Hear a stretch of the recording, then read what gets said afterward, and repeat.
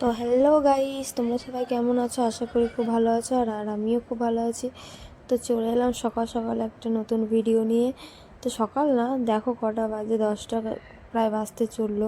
তো আজকে আমাদের একটা বাইরে যাওয়ার কথা, মানে ভেবো না বাইরে যাওয়ার কথা, মানে ঘুরতে যাচ্ছি। একটা কাজ আছে বাইরে, একটা না মানে অনেকগুলো কাজ আছে। এই যে রান্না টান্না করে বেরাবো, কখন বাড়িতে ঢুকবো তার ঠিক নেই। তাই ভাবলাম সব কিছু গুছিয়ে তারপরে যাই, কারণ এসে আর কাজ করতে ভালো লাগে না। তাই ভাবলাম সব কিছু সেরে দিয়ে যায়। তো আর রান্না টান্না করে আমি চলে গেলাম রেডি হতে। তো রেডি হওয়ার পর সেই সবাই একটা ট্রায়াল ভিডিও। তো চলো বেশি বকবক করে লাভ নেই, চট করে রেডি হয়ে যাই। রেডি হওয়ার পর অনেক কাজ আছে, আমাদেরকে তাড়াতাড়ি করে যেতে হবে। তো দেখো এদিকে আমার বর হিরো বের করতে লেগে গেছে। বাইকটা বের করার পর আমরা চলে যাবো, কারণ আমাদের আজকে অনেক কাজ আছে, কখন বাড়ি ফিরবো তার নেই ঠিক। তো বাড়িতে কেউ ছিল না, তাই আমি একবারে তালা মেরে দিয়ে যাচ্ছি। চাবি রেখে যাবো অবশ্য, বাড়ির লোক একটু বাইরে কাজে গেছে, আজকে সবারই কাজ ছিল। তো চটপট করে আমরা চলে এলাম ব্যাংকে, যেহেতু ব্যাংকে আমাদের প্রথম কাজ। তারপরে দ্বিতীয় কাজ হচ্ছে জেরক্স করা।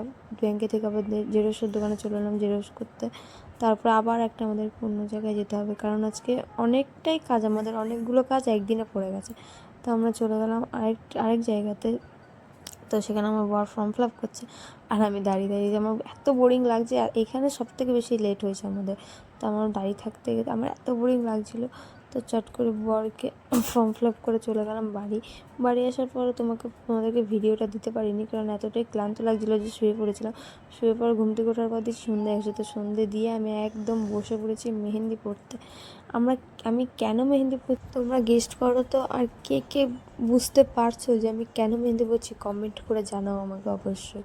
তো আমি যেহেতু মেহেন্দি পড়তে পারি না, তো ফোন দেখে আমি একটা ভালো মেহেন্দি ডিজাইন বের করে নিলাম।